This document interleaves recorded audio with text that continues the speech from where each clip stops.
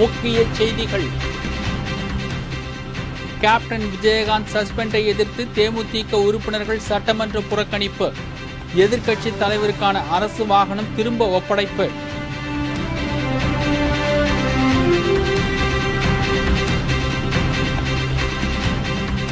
டூஜி வழக்கில் சிதம்பரத்தை விசாரிக்க தேவையில்லை என்று சிறப்பு நீதிமன்றம் தீர்ப்பு. மேல்முறையீடு செய்ய சுப்பிரமணிய சாமி முடிவு.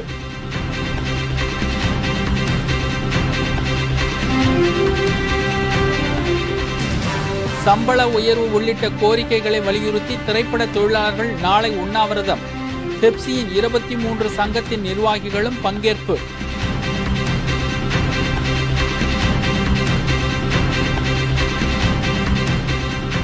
ஐரோப்பியர்களை வாட்டும் கடும் குளிர். பிரபலமாகும் பனிக்கட்டி விளையாட்டுகள்.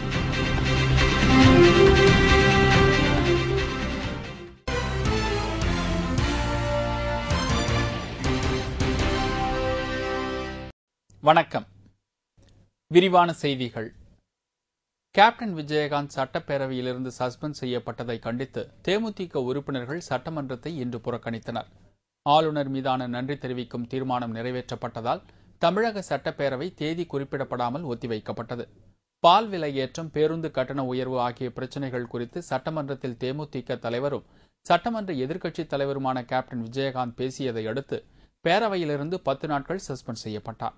இதற்கு எதிர்ப்பு தெரிவித்து தேமுதிக உறுப்பினர்கள் கருப்பு சட்டை அணிந்து அவை நடவடிக்கையில் நேற்று கலந்து கொண்டதுடன் இன்று நடைபெற்ற சட்டப்பேரவை நிகழ்வுகளையும் புறக்கணித்தனர். இந்நிலையில் ஆளுநர் உரை மீதான நன்றி தெரிவிக்கும் தீர்மானம் குறித்து முதல்வர் ஜெயலலிதா பேசிய போது சட்டசபைக்கு வராத தலைவர்கள் என்று முன்னாள் முதல்வர் கருணாநிதியை சுட்டிக்காட்டி விமர்சனம் செய்தார். முதல்வரின் பேச்சை கேட்டதும் குறுக்கிட்ட திமுக சட்டமன்ற உறுப்பினர் துரைமுருகன், கடந்த முறை தாங்கள் ஆட்சியில் இருந்தபோது ஜெயலலிதா எத்தனை முறை அவைக்கு வந்தார் என்று கேள்வி எழுப்பினார். இதனால் அதிமுக உறுப்பினர்கள் பலரும் தாங்கள் வைத்திருந்த அறிக்கை விபரம் குறித்த புத்தகங்களை துரைமுருகன் மீது வீசி அடித்தனர். இதனால் அவையில் எதிர்க்கட்சிகளுக்கு பேச அதிமுக அரசு வாய்ப்பளிக்க மறுப்பதாக கூறி திமுக உறுப்பினர்கள் அனைவரும் வெளிநடப்பு செய்தனர். சட்டப்பேரவையிலிருந்து வெளிநடப்பு செய்த பின் செய்தியாளர்களை சந்தித்த திமுக சட்டமன்ற உறுப்பினர் துரைமுருகன், தமிழக சட்டப்பேரவையில் ஆளும் கட்சியின் தவறை தட்டி கேட்ட விஜயகாந்த் சஸ்பெண்ட் செய்யப்பட்டிருப்பதாகவும் திமுக சார்பில் பேச முயன்றால் அதிமுகவினர் புத்தகங்களை வீசி எறிந்து தாக்குதல் நடத்துவதாகவும் கூறினார். ஆளுங்கட்சி தரப்பிலே வெற்றிவேல் என்கிற உறுப்பினர் புத்தக கட்டுக்களை தூக்கி எங்களுடைய தோழர்கள் மீது, உறுப்பினர்கள் மீது அடித்தார்கள். நாலாந்திக்கிலே இருந்தும் வேறு சிலரும் புத்தகங்களை வாரி அடித்தார்கள். கண் முன்னாலேயே சபாநாயகருடைய கண்ணுக்கு முன்னால், முதலமைச்சர் கண்ணுக்கு முன்னால், அவையினுடைய முன்னவர் கண்ணால் எதிர்கட்சி உறுப்பினர்கள், ஆளுங்கட்சி உறுப்பினர்கள் புத்தகங்களை வீசி தாக்க முற்படுகிறார்கள் என்றால் ஜனநாயக முறைப்படி இந்த சபை நடக்கிறதா? ஒரே ஒரு ஆளுங்கட்சியை பார்த்து ஓங்கி குரல் கொடுத்தார் என்பதற்காக விஜயகாந்தை சீறி பாய்ந்து அவரை சபை நடவடிக்கையிலிருந்து விலக்கி வைத்தார்களே. புத்தக கட்டுக்களை வீசியவர் மீது நடவடிக்கை எடுப்பதற்கு சபாநாயகருடைய ஜனநாயக உணர்வு இருக்குமா? ஆளுநர் மீதான நன்றி தெரிவிக்கும் தீர்மானம் நிறைவேற்றப்பட்ட பின்பு தமிழக சட்டப்பேரவை தேதி குறிப்பிடப்படாமல் ஒத்திவைக்கப்பட்டது. 2G வழக்கில் உள்துறை அமைச்சர் ப. சிதம்பரத்தை சிபிஐ விசாரிக்க தேவையில்லை என்று சிறப்பு நீதிமன்றம் தீர்ப்பு வழங்கியதை அடுத்து டெல்லி உயர்நீதிமன்றத்தில் மேல்முறையீடு செய்யப்போவதாக சுப்பிரமணிய சுவாமி தெரிவித்துள்ளார். ஸ்பெக்ட்ரம் ஊழல் வழக்கில் உள்துறை அமைச்சர் ப. சிதம்பரத்தையும் விசாரிக்க வேண்டும் என கோரி சுப்பிரமணிய சாமி தாக்கல் செய்த மனு மீது சிபிஐ சிறப்பு நீதிமன்றத்தின் நீதிபதி OP ஷைனி இன்று தீர்ப்பு வழங்கினார்.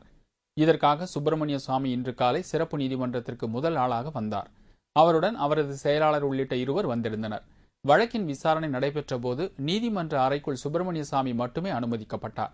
ஏனையோர் அனைவரும் நீதிமன்றத்திற்கு வெளியே இருந்தனர். அதன் பின்னர் நீதிபதி சைனி இந்த வழக்கில் உள்துறை அமைச்சர் ப. சிதம்பரத்தை சிபிஐ விசாரிக்க தேவையில்லை என்று தீர்ப்பளித்தார். சாமியின் மனுவும் தள்ளுபடி செய்யப்பட்டது. இதனால் சிதம்பரத்தின் பதவிக்கு வந்த ஆபத்து நீங்கிவிட்டதாக கூறப்படுகிறது. இந்நிலையில் தீர்ப்புக்கு பிறகு செய்தியாளர்களை சந்தித்த சுப்பிரமணிய சாமி, சிபிஐ நீதிமன்றத்தின் இந்த தீர்ப்பு தனக்கு ஆச்சரியத்தை அளிப்பதாகவும் இதனை எதிர்த்து டெல்லி உயர்நீதிமன்றத்தில் மேல்முறையீடு செய்ய இருப்பதாகவும் தெரிவித்தார். சிறப்பு நீதிமன்றத்தின் இந்த தீர்ப்பால் தான் ஏமாற்றம் அடையவில்லை என்று கூறிய சுப்பிரமணிய சாமி, மேல்முறையீட்டில் தீர்ப்பு மாறும் என்று உறுதியாக நம்புவதாக குறிப்பிட்டார். அதைத் தொடர்ந்து சிறப்பு நீதிமன்றத்தின் உத்தரவை எதிர்த்து டெல்லி மாநில பாஜக சார்பில் போராட்டம் நடத்தப்பட்டது. அந்த போராட்டத்தில் இந்த மாபெரும் ஊழலில் ராசா மட்டும் தனியாக சம்பந்தப்பட்டிருக்க முடியாது என்றும், அப்போதைய நிதியமைச்சர் ப. சிதம்பரம், அமைச்சர் கபில் சிபில் ஆகியோரையும் இந்த வழக்கில் உடனடியாக கைது செய்ய வேண்டும் என்று வலியுறுத்தப்பட்டது. இதேபோல் சென்னையில் சிதம்பரத்தின் ஆதரவாளர்கள் சுப்பிரமணிய சாமியின் உருவ பொம்மையை எரித்து போராட்டத்தில் ஈடுபட்டனர்.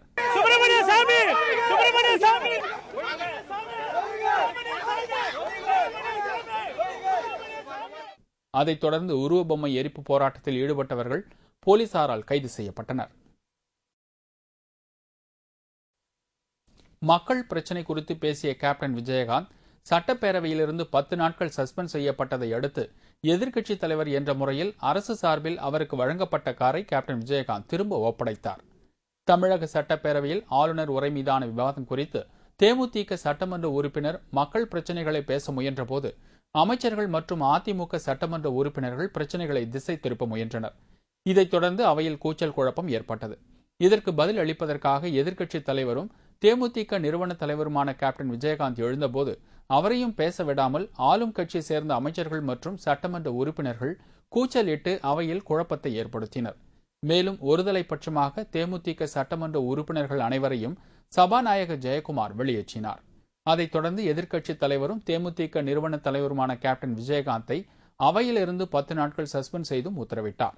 அவையில் நிறைவேற்றப்பட்ட தீர்மானத்தின்படி திரு விஜயகாந்த் எதிர்க்கட்சித் தலைவர் அவர்கள் இந்த சட்டமன்ற கூட்டத்திலும் அடுத்த சட்டமன்ற கூட்டத்திலும் இன்றிலிருந்து தொடர்ந்து 10 நாட்கள் வரை அவை நடவடிக்கையிலிருந்து நீக்கம் செய்யப்படுகிறார். இக்காலத்தில் திரு விஜயகாந்த் அவர்கள் எதிர்க்கட்சி தலைவர் என்ற முறையிலும் சட்டமன்ற உறுப்பினர் என்ற முறையிலும் வழங்கப்பட்டுள்ள எந்த விதமான ஆதாயத்தையும் ஊதியத்தையும் சலுகைகளும் தகுதிகளும் பெற முடியாது. இதையடுத்து எதிர்க்கட்சித் தலைவர் என்ற முறையில் அரசு சார்பில் வழங்கப்பட்ட வாகனத்தை கேப்டன் விஜயகாந்த் உடனடியாக இன்று உரிய அதிகாரிகளிடம் ஒப்படைத்தார். ஊதிய உயர்வு உள்ளிட்ட கோரிக்கைகளை வலியுறுத்தியும் பெப்சி சங்கத்தை உடைக்க முயற்சி செய்யும் திரைப்பட தயாரிப்பாளர்களை கண்டித்தும் சென்னையில் திரைப்பட தொழிலாளர் சங்கத்தினர் ஒருநாள் அடையாள உண்ணாவிரதம் மேற்கொள்ள உள்ளனர். தமிழ் திரைப்பட தயாரிப்பாளர்களுக்கும் தொழிலாளர்களுக்கும் இடையே அண்மை காலமாக பிரச்சினை எழுந்துள்ளது. இதனால் படப்பிடிப்புகள் ரத்து செய்யப்பட்டு வருகின்றன.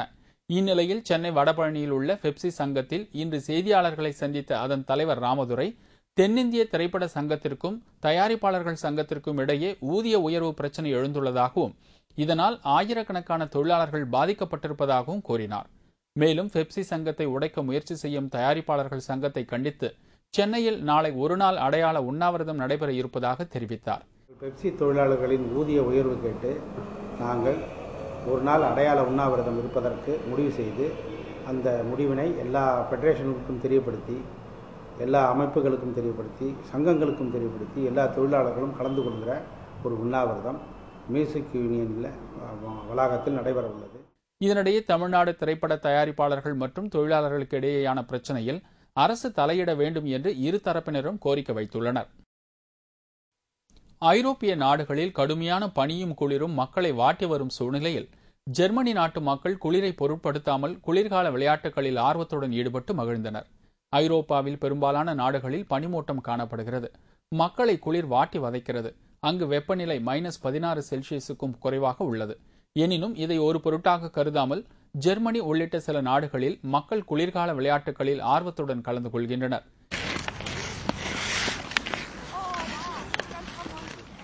ஜெர்மனி தலைநகர் பெர்லின் நகரில் உள்ள உறைபனியுடன் கூடிய அணைக்கட்டில் அந்த பகுதி மக்கள் விளையாடி மகிழ்ந்தனர்.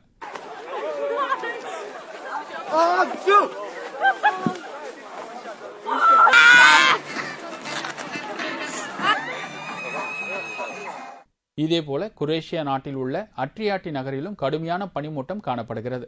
அந்த நகரில் உள்ள மக்களும் குளிரை பொருட்படுத்தாமல் விளையாட்டுகளில் ஈடுபட்டு வருகின்றனர்.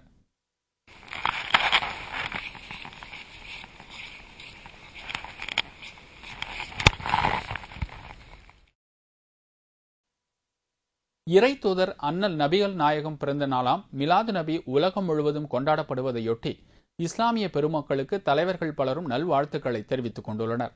குடியரசுத் தலைவர் பிரதிபா பாட்டீல், பிரதமர் மன்மோகன் சிங் ஆகியோர் வாழ்த்துச் செய்தி வெளியிட்டிருக்கிறார்கள். ஆளுநர் ரோசையா வெளியிட்டுள்ள வாழ்த்துச் செய்தியில் அண்ணல் நபிகள் நாயகம் போதித்த வழியில் செயல்பட்டு ஒற்றுமையுடன் சமாதானம் நல்லிணக்கத்தை உருவாக்குவோம், நாட்டை வளமான பாதையில் வழிநடத்தி செல்வோம் என்று குறிப்பிட்டுள்ளார். தேமுதிக நிறுவன தலைவரும் சட்டமன்ற எதிர்க்கட்சி தலைவருமான கேப்டன் விஜயகாந்த் வெளியிட்டுள்ள மீலாது நபி வாழ்த்துச் செய்தியில், மனிதகுலம் எந்த வேறுபாடுகளும் இன்றி ஒற்றுமையாகவும் ஒருவருக்கு ஒருவர் உதவி செய்தும் அமைதியோடு வாழ அறநெறி வகுத்து தந்தது இஸ்லாமிய மார்க்கமாகும் என்று குறிப்பிட்டுள்ளார். இறை தூதர்களிலேயே தலைச்சிறந்தவராக நபிகள் நாயகம் தோன்றி மக்கள் முன்னேற்றகரமாக வாழ்வதற்குரிய வழிவகைகளை காட்டினார். இன்று உலகில் உள்ள பெரும்பாலான மக்கள் இஸ்லாமிய மார்க்கத்தை பின்பற்றி வருகின்றனர் என்று குறிப்பிட்டுள்ள கேப்டன், சமத்துவம், சமாதானம், சுதந்திரம் ஆகியவற்றை கடைபிடிப்பதில் இஸ்லாம் மார்க்கம் முன்னணியில் நிற்பதாகவும் தெரிவித்துள்ளார். இயன்றதை செய்வோம், இல்லாதவர்க்கே என்ற அடிப்படையில் தேமுதிக எல்லோரும் வாழ வழிவகை காண்பதை குறிக்கோளாக கொண்டு இயங்கி வருகிறது. இல்லாதவர்களுக்கு இருப்பவர்கள் உதவி செய்ய வேண்டும் என்பதை இஸ்லாமிய மார்க்கம் வலியுறுத்துகிறது என்று விஜயகாந்த் தெரிவித்துள்ளார். அத்தகைய உயரிய நோக்கோடு வாழுகின்ற இஸ்லாமிய பெருமக்களுக்கு நபிகள் நாயகம் பிறந்த நாளில் அவர்கள் எல்லா துறைகளிலும் மேம்பாடு அடைய தேமுதிக சார்பில் கேப்டன் வாழ்த்து தெரிவித்துள்ளார். கிராமிய ஒலிம்பிக் விளையாட்டுகளின் போது சிங்கம், புலி, காளை மாடுகள், குரங்குகள், புலி உள்ளிட்ட விலங்குகளை சாகசங்கள் நிகழ்த்த பயன்படுத்தக்கூடாது என்று மத்திய அரசு உத்தரவு பிறப்பித்துள்ளது. பஞ்சாப் மாநிலத்தில் வருகிற 9ஆம் தேதி முதல் 12ஆம் தேதி வரை கிராமிய ஒலிம்பிக் போட்டிகள் நடைபெற உள்ளன.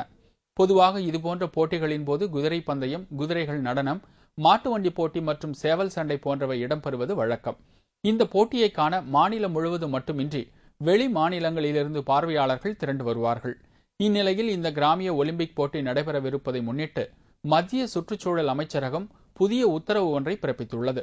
அதில் இதுபோன்ற விளையாட்டுப் போட்டிகளில் காளைகள், புலி, சிங்கம், சிறுத்தை, குரங்குகள் ஆகிய விலங்குகளை கொண்டு விளையாட்டு நிகழ்ச்சிகளுக்காக, கலை நிகழ்ச்சிகளுக்காகவோ பயன்படுத்தக்கூடாது என அறிவுறுத்தியுள்ளது. இது தொடர்பாக செய்தியாளர்களை சந்தித்த போட்டியின் அமைப்பாளர் ராஜேந்திர சிங் வனிசர், மாட்டு வண்டி போட்டி போன்றவைதான் மக்களை கவரக்கூடியவை என்றும் அதில் லட்சக்கணக்கான ரூபாய் பரிசு அறிவிக்கப்படும், ஆனால் மத்திய அரசு தடை விதித்துள்ளதால் சுற்றுலா பயணிகளின் வரத்து மிகவும் குறையும் என்றும் கவலை தெரிவித்தார். पंजाब में बैलगाड़ी की दौड़ें होती हैं, तो इस तरह इस नोटिफिकेशन के तहत उन पर भी प्रतिबंध लगता है. इसके लिए हमने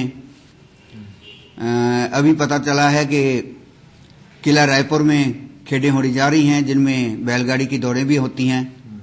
तो हमने गरेवाल स्पोर्ट्स क्लब को जबानी भी और लिखती रूप से भी कह दिया है कि ये ना कराई जाएं, और इसके लिए हमने डिप्टी कमिश्नर साहब को और कमिश्नर ऑफ पुलिस को भी इस बारे में पत्र लिख दिया गया है, और अगर वो दौड़ें कराते हैं तो उनके ऊपर केस दर्ज करवाया जाएगा. விரைவில் நடைபெறவுள்ள சங்கரன் கோவில் இடைத்தேர்தலில் திமுக சார்பில் போட்டியிட விரும்புவர்கள் வரும் 13ஆம் தேதிக்குள் விண்ணப்பங்களை அனுப்பலாம் என்று அந்த கட்சி அறிவித்துள்ளது. சங்கரன் கோவில் தொகுதிக்கு இடைத்தேர்தல் விரைவில் நடைபெறவுள்ளது. இந்த நிலையில் திமுக இன்று ஒரு அறிவிப்பு வெளியிட்டுள்ளது. அதில் சங்கரன் கோவில் இடைத்தேர்தலில் திமுக சார்பில் போட்டியிட விரும்புவர்கள் வரும் 13ஆம் தேதிக்குள் விண்ணப்பங்களை அளிக்கலாம் என்று கூறப்பட்டுள்ளது. விண்ணப்ப படிவத்தின் விலை 2500 ரூபாய் என்றும் 500 ரூபாய் முன்பணமாக செலுத்தி விண்ணப்ப படிவத்தை பெற்றுக் கொள்ளலாம் என்றும் அதில் தெரிவிக்கப்பட்டுள்ளது.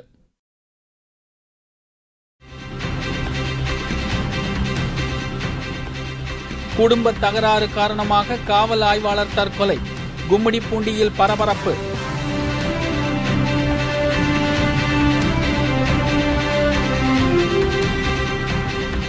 சுற்றுச்சூழலுக்கு பாதிப்பை ஏற்படுத்தும் பிளாஸ்டிக் பைகள் மற்றும் டீ கப்புகள் பறிமுதல், திருச்சியில் மாநகராட்சி அதிகாரிகள் நடவடிக்கை மற்றும் பல செய்திகள் விளம்பர இடைவேளைக்கு பிறகு.